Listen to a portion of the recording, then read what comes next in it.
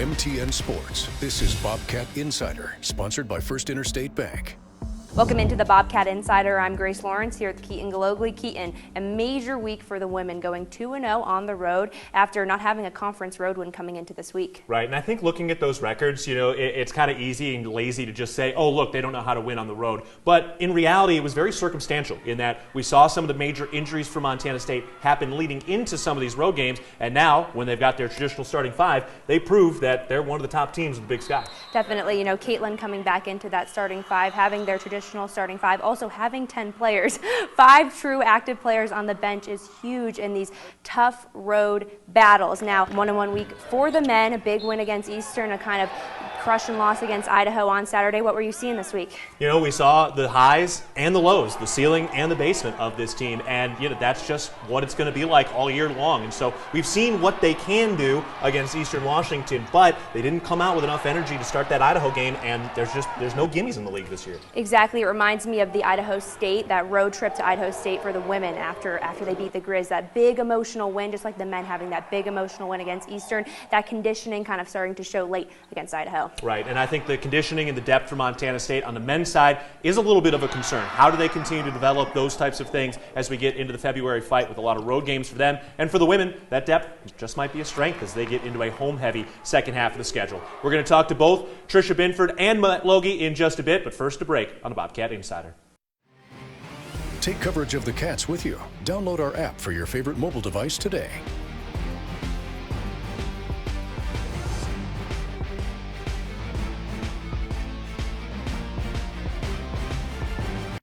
Welcome back to Bobcat Insider, sponsored by First Interstate Bank.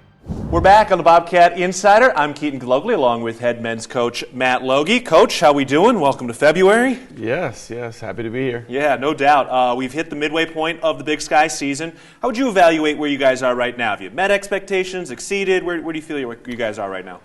Well, I think it's been a little bit of a roller coaster ride.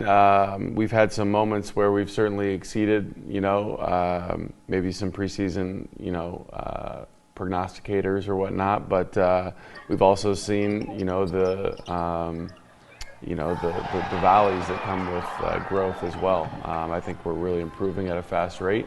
When we play our best basketball, we've shown we can beat anybody in the conference. And the same token, it's an unforgiving conference, and you've got to be ready to bring it every single night. No doubt. Yeah, a 1-1 week, and we can kind of see a lot of that you just talked about, the win over Eastern Washington, the loss against Idaho. But I want to talk about a couple of individual accomplishments. Brian Garacki hitting 1,000 career points in only the 4 years. Now, 3 of that was at D2, but his freshman year he only scored like 50 points. 1,000 points for Garacki, a special moment for him. Yeah, it's a huge accomplishment. I think it's a testament to the work that he's put in and just how much he cares about it, his game and his teammates. And as you mentioned, that freshman year for him was actually only an 11-game season. So certainly something to be proud of, and the best is yet to come. Yeah. Now, as we've watched Garacki, he's had some great moments throughout the year, but the last couple of games have been a little bit up and down. Doesn't quite seem like he's himself. At least that's what it looks like, I think, from the stands. What are you seeing from Garacki these last couple of games? Yeah, last week was tough for him. He was fighting through some illness and trying to get through some of the fatigue that comes with that, and still show up for his team. And so that speaks to his character and toughness, and certainly helped us eke out a big victory on Thursday, and hopefully he'll be back to 100% this week. No doubt. Well, let's talk about that fatigue factor a little bit. Here we are. We're into February now. A lot of road games coming up. 3 home games left in Big Sky play for you guys. How are you going to kind of manage this February fight here, and where do you feel like your team's energy level is going into what's going to be a difficult road trip this week? Yeah, you take it 1 week at a time. Our process is pretty set in stone in terms of how we ramp up for a week, and so today we'll get back to the drawing board and get our reps in and start preparing for Northern Colorado on Thursday, and then obviously the quick turnaround from Thursday to Saturday. So, no matter where the games are played, we've just got to bring our A game every single time, and obviously energy and urgency in February are very, very big deals. Right. Those things plus some depth. And we are seeing a little emergence here and there. We saw Sam Leckalot have a great weekend. He's really coming along. How do you feel like that bench group is continuing to develop, and what more do you need to see from them as we get into this month of February? Yeah, I thought Sam's been playing great basketball, giving us a nice boost in the front court off the bench, and you know, he can do a lot of different things for us, rebounding, scoring the basketball, one of our best passers as well. John Olmstead gave us some good minutes there on Thursday night, and you know, we just are needing more consistency, you know, so we can get into that bench and give guys a breather and stay fresh and not have the level of play dip, you know, when those times come. Yeah, Jed Miller's a guy that, you know, we've seen here and there, but what have you seen from him in practice? What's he's working on, and what can he do to see the floor a little more?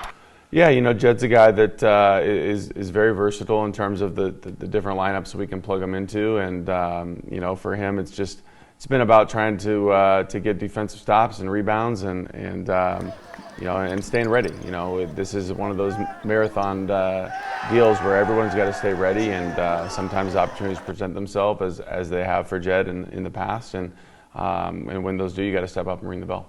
All right, I want to talk about two of the different themes that you've talked to us this week now. Coming off the Portland State game, you talked about attitude. Coming off the Idaho game, you talked about, you know, handling that success and winning and stringing together wins.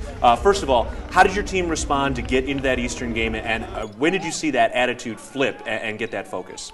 Well, I think, you know, we had a team meeting on Sunday morning before we went to the airport in Portland, and just address the elephant in the room. You know, obviously it's a disappointing loss when you have a lead like that, but there's a choice involved in terms of how long you let that linger and how much you know, weight you give that in your mental space. And so we just turned the page when we landed in Bozeman.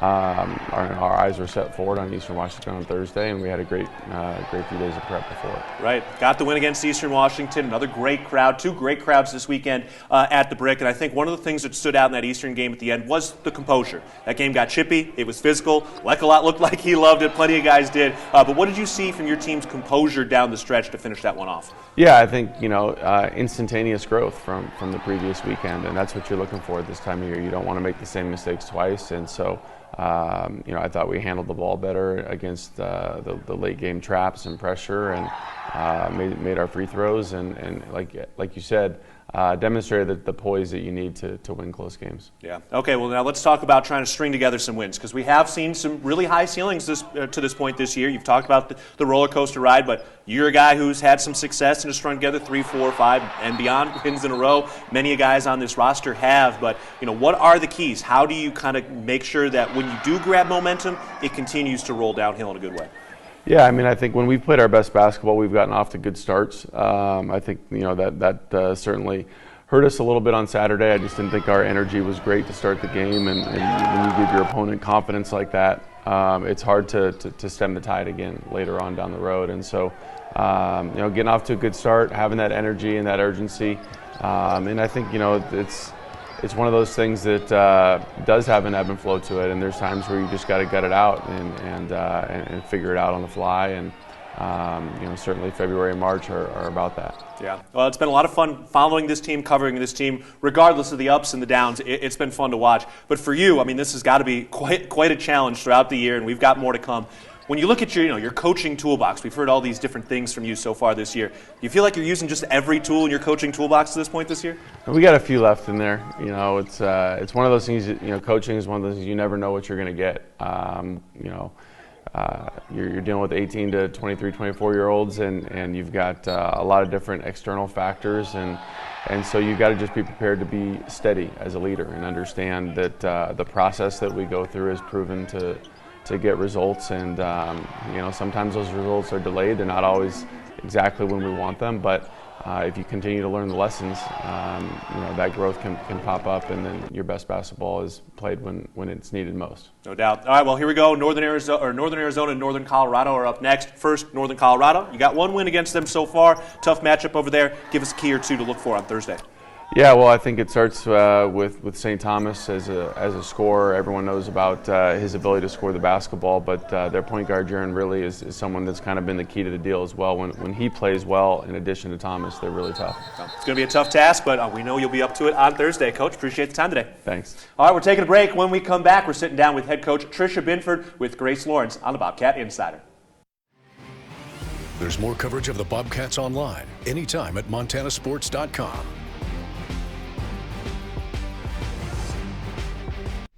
Welcome back to Bobcat Insider, sponsored by First Interstate Bank. Welcome back to the Bobcat Insider. Grace Lawrence here with head coach Tricia Binford. Thanks for joining me this morning. Good to be here, Grace. And you're coming off a 2-0 road trip, and that first win coming over the first place team in the conference, 62-61. What was key in closing that one out?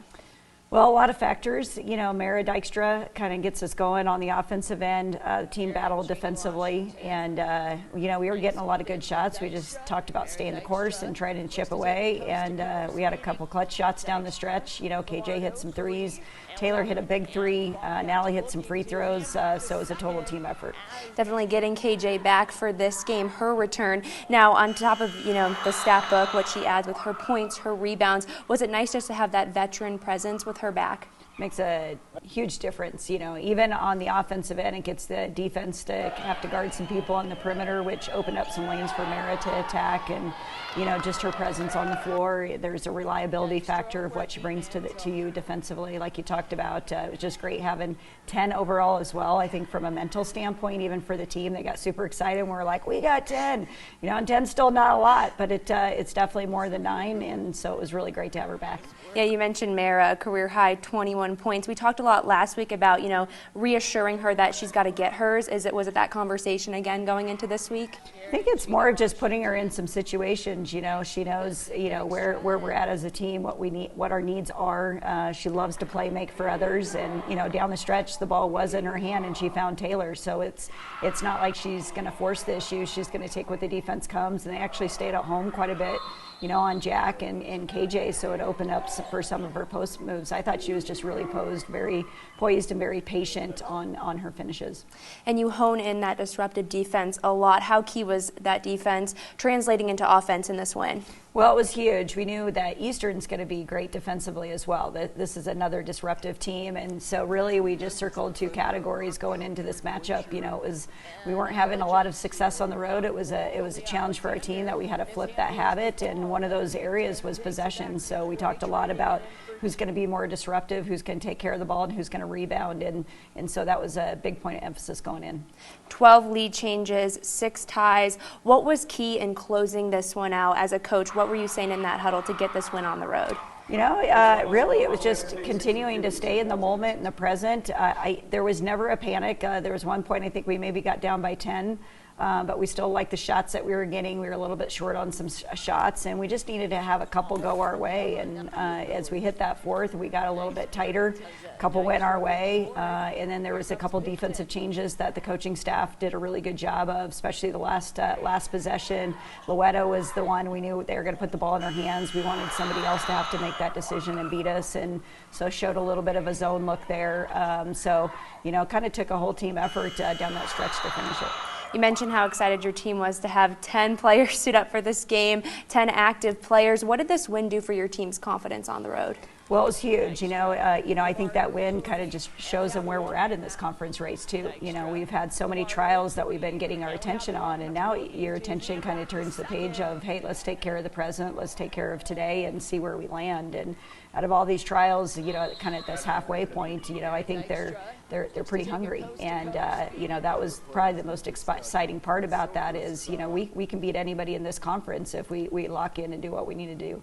And then you capped off the road trip with a 51-46 win over Idaho on X, Twitter, whatever you call it nowadays. You quote tweeted, you know, the final score graphic with "this group just finds a way." How did they find a way in Idaho? Oh gosh, it was a very physical game, Grace. They got out to a great start, and then Idaho really started getting after us, and we were just having a hard time putting points on the board. And Idaho, on the flip side, was chipping away against us, and we saw it happen to Montana. They had gotten pretty down against Montana, but I think cut that down to 6, and they started doing the same thing against us, and really kind of at the end of the game, it was putting the ball in Maddie Jackson's hands. You know, for us, we've had different people stepping up each game, and Jack was kind of the one that we needed to go through in that particular contest just to have enough points to finish. And really, that was the overall deal. Was we were still defending fairly well. We were trying to make sure we knew who the red jerseys were on their side of things, but but more importantly, it came down to hitting some shots, so we needed it. Definitely. You mentioned the physicality of that game. Those types of games seem right up Maddie Jack's alley. So is that what you were seeing, her veteran presence once again, telling that young core to, have to get physical? Well, absolutely.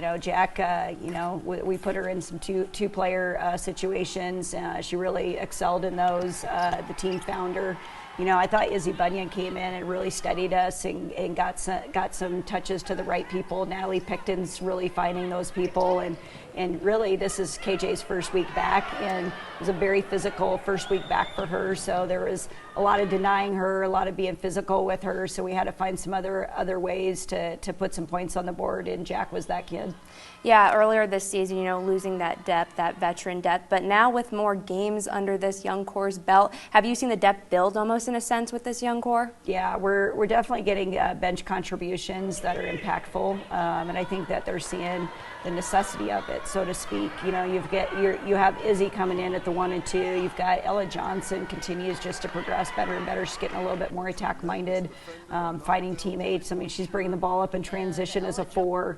Just brings a lot of great length. I really feel like Malia Egan right now is coming in and being a tremendous spark. She's getting us some extra rebounds and that sort of thing. And so there's just a lot of different things that are rotating in. And when you don't lose a beat, you can rest some of those veterans so they have the legs to finish the games that you need to.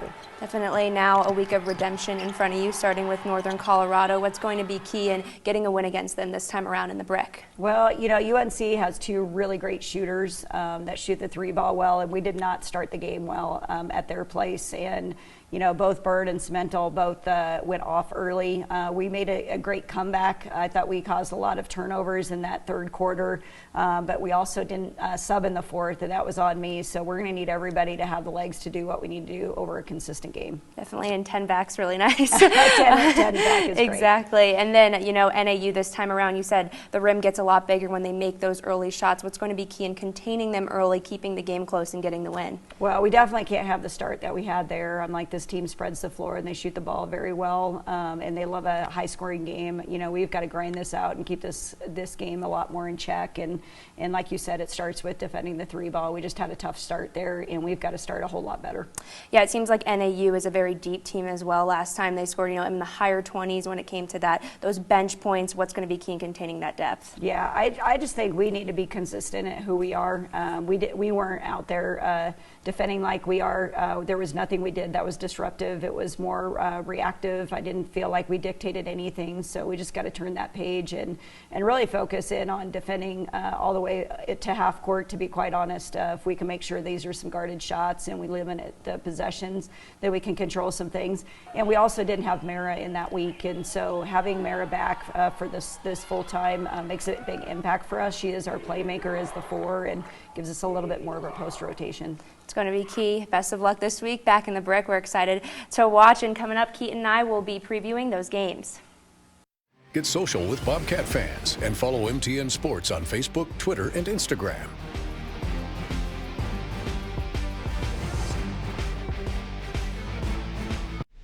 Welcome back to Bobcat Insider, sponsored by First Interstate Bank.